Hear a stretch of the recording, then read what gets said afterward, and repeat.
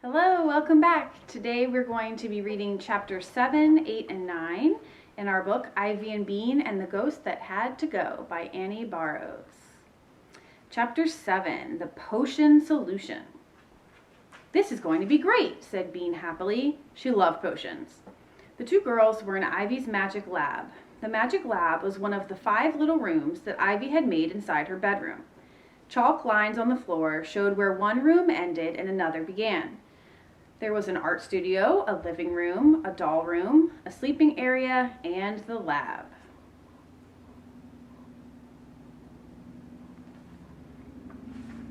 Bean's favorite was the art studio, with its little white table and the stack of bins filled with markers, glitter glue, pipe cleaners, beads, colored paper, feathers, and paint. The magic lab was Ivy's favorite. In it was a bookshelf that held a shiny black rock, 4 fossils, a real snakeskin, lots of bottles in all shapes and sizes, and jars of herbs and ingredients. Ivy loved to say ingredients. There was another table which Ivy had covered in tinfoil. On top was a plastic tub of water.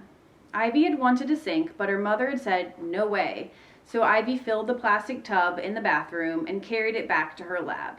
It spilled a lot. Ivy took her magic book from its special hiding place and began flipping through the pages. "There's got to be a potion in here somewhere," she said, frowning. Then she giggled. "Here's one for making someone fall in love with you." Bean made a throwing up sound. "Here's one for getting your money back after it's stolen."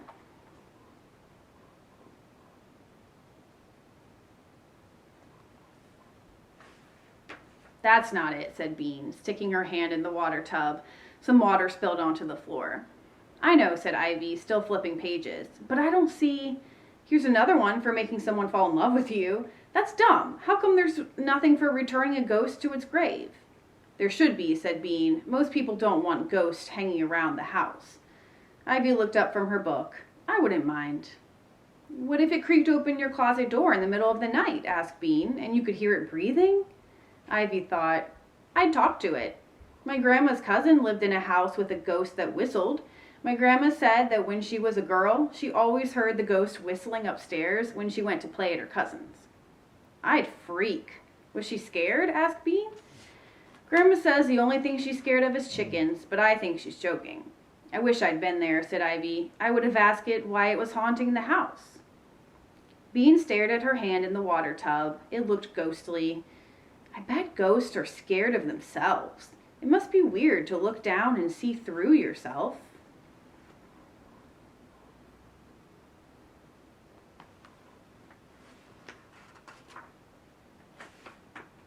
Ivy looked at her.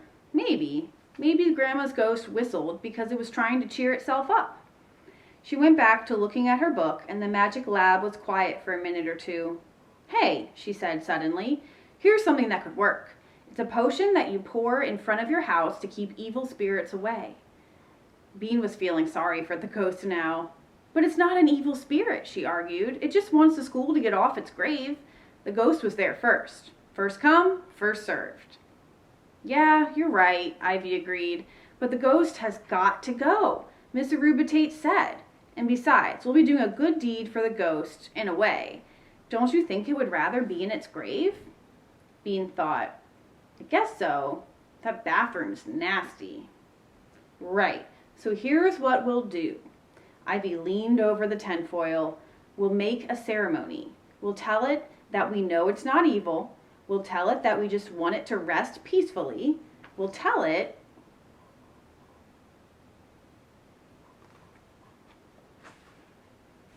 that we come as friends," Bean said, bouncing in her chair. "We could chant," said Ivy. "We come as friends," she chanted. "We come in peace," chanted Bean. "A dance might be good too," she added. "Once it goes back to its grave, we'll pour the potion around the edges of the bathroom so it can't come back," Ivy said. "Sounds good," said Bean. She thought for a minute. "Hey, I have an idea. You know the Egyptians?" Ivy nodded. "Yeah?" "They used to put presents in the grave with the dead person, stuff to play with. And money. We should do that. Presents would make the ceremony even better." "Presents," Ivy repeated. "That's a great idea. It'll be like an ancient burial." Suddenly, she stood up. But first, we need to make the potion.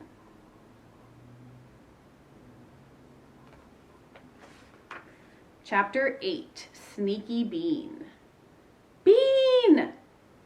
She sounds like one of those screaming monkeys, said Ivy, stirring. She looks like one too, said Bean. Do we need more rosemary? Sure, Ivy said. Put some more in. Bean, you've got to come home now, Mom says. She's too lazy to walk across the street, said Bean. My mom tells her to go get me, and she just stands on the porch and screams.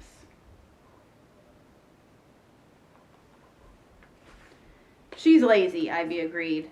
She looked at the jars on her shelf. She had a little bit of nutmeg and a lot of seeds she had found in the backyard. She had some dead bugs. She had plenty of baking soda. The problem with making potions from her magic book was that she never had exactly the right ingredients. Sometimes she didn't even know what they were. The Keeping Away Evil Spirits potion had an ingredient called pony. Ivy didn't think that meant a real pony.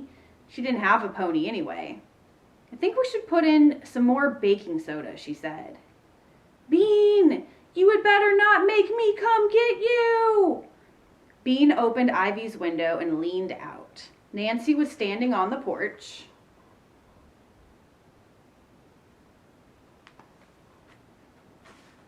Her face red from screaming. I'll be there in a minute, Bean said in her regular voice.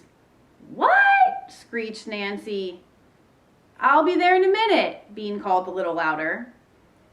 There's one more thing we need, said Ivy, looking at the book again. She giggled.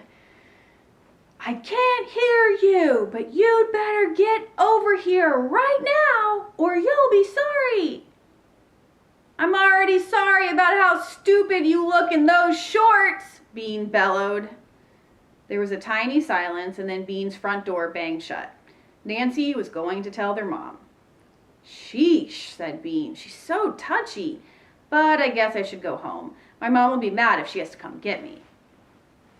Okay, said Ivy. I can do the rest by myself. But you have to get the last ingredient. She giggled again. It's the most important one. What is it, said Bean, looking around for her shoes. The hair of an enemy, said Ivy. A big grin spread over Bean's face. How much? Not much, Ivy said, just a handful. They looked at each other and began to laugh. When Bean woke up, it was dark. She sat up and peered out the window. Wow, she thought, I did it. Outside, a streetlight shone down on a car and the empty sidewalk. Everyone was asleep. Even though she hadn't really expected to wake up in the middle of the night, Bean had placed a pair of scissors on the table beside her bed. She took hold of them, pointy end down, and began the tiptoe walk down the hall to Nancy's room. It was funny to be awake when her parents weren't. There were shadows wavering on the walls. Bean began to feel a little scared. It wasn't that she was scared she'd get caught. It was more scary not to be caught. How could her parents not know that she was up? Nancy liked her door closed at night. Bean had always thought that was weird. But now it was just plain annoying because Bean had to open the door without making a sound. Very, very slowly, she turned the knob.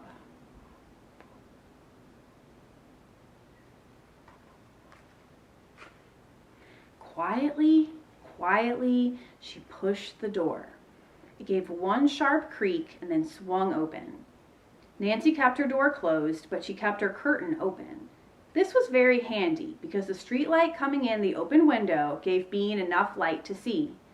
Nancy was rolled into a ball under her blanket, and her long brown hair was spilled out over her pillow. Every once in a while, she gave a long, sniffy breath. Bean almost laughed. This was going to be easy peasy. But it wasn't as easy as she thought. Bean stood over Nancy's bed for a long time. She could have cut almost all of Nancy's hair off. It was lying right there.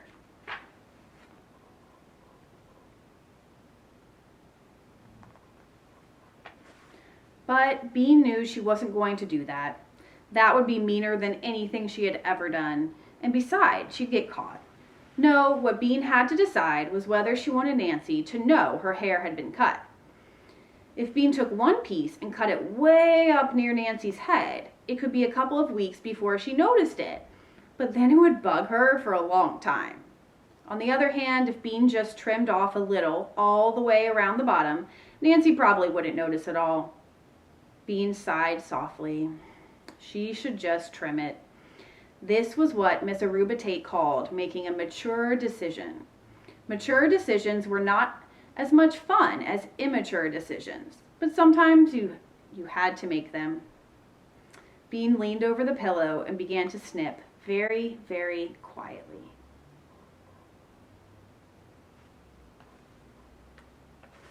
Chapter 9. No such thing.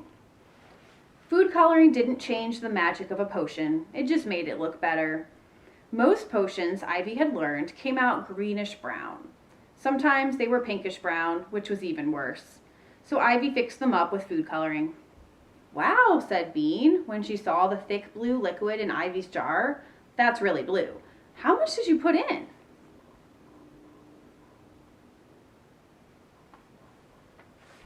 "Almost a whole thingy."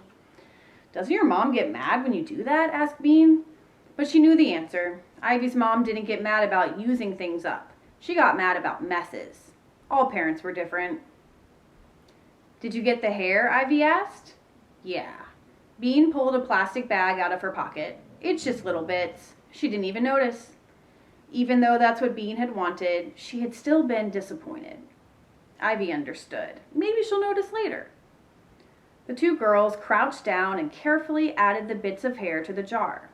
After they put the lid back on, they took turns shaking the jar until the hair was mixed in. Then Ivy whispered some magic words while Bean plugged her ears. Even with the oath of liquids, Bean wasn't supposed to hear Ivy's magic words. When she was done, Ivy put the jar in her backpack. The girls started walking to school. "Did you bring a present for the ghost?" Ivy asked. "I'm going to give it my $50, said Bean, showing a bright silver coin. "What about you?"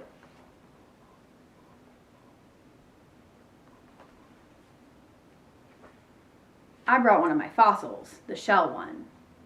"That's a good present for a ghost." Fossils and ghosts were both leftovers of dead things. When the girls got to Emerson School, Leo was waiting for them. "Are you guys still going to expel the ghost?" he asked. "Of course, we made a potion," said Bean. Leo shook his head. "You guys are nuts," he said. But then he asked, "What's in it?" "Secret," said Bean. "All we can tell you is that this potion is very powerful," said Ivy in a mysterious voice. "And at lunch recess, the ghost will be expelled, never to return." Leo dropped his ball and gave it a soft kick. "I'll help if you want." By morning recess, all the kids in the second grade knew that Ivy and Bean were going to expel the ghost at lunch. Everyone gathered around the play structure again. "Miss Aruba Tate said you weren't supposed to talk about the ghost anymore, Ivy," said Zuzu. She snapped the waist of her skirt.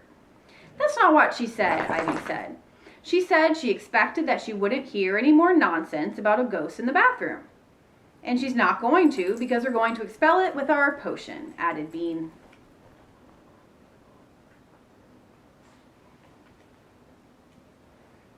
"That's why we're doing it," said Ivy, "for Miss Aruba Tate.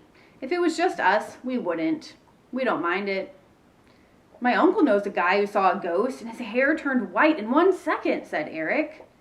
"Ghosts are dead," said Drew. "They're going to eat your brains." Ivy and Bean rolled their eyes. "That's zombies," said Bean. "The ghost was here first," Ivy said, trying to be patient. "The school invaded its resting place. We have to send it back to its grave. But we're going to give it presents like the Egyptians did with their dead people. It's going to be a ceremony."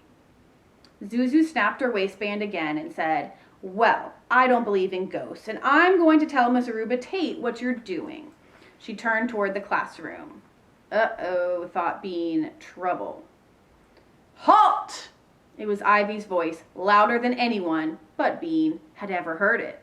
Zuzu halted. Ivy glared at Zuzu. "You have insulted the ghost of Emerson School. The ghost is now your enemy." Zuzu's face got bright pink. "No, it's not. There's no such thing as ghosts." Quickly, before Ivy could get really mad, Bean said, "Don't worry, Zuzu. We're going to expel the ghost. We've got a potion." not worried, Zuzu said in a high voice. But she said it was my enemy and she's not supposed to talk about it. It's not your enemy, I promise, said Bean firmly. She was just kidding. She looked hard at Ivy. Ivy smiled sweetly. But if you wanted to make extra sure, you could give it a present too, just to be on the safe side. What? Said Zuzu. You could give the ghost a present, said Ivy, for it to carry to the grave, just in case there is such a thing as ghosts. Zuzu stared at Ivy. I don't have a present. Ivy looked her over. That hair clip is nice, she said. Zuzu thought for a moment, and then she unhooked her pink butterfly hair clip. You can have it. I have lots of better ones at home, she said, giving it to Ivy.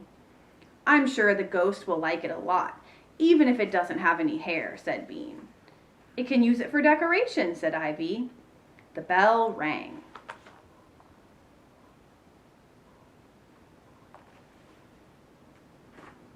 All right, that's the end of chapter 9. I will see you tomorrow.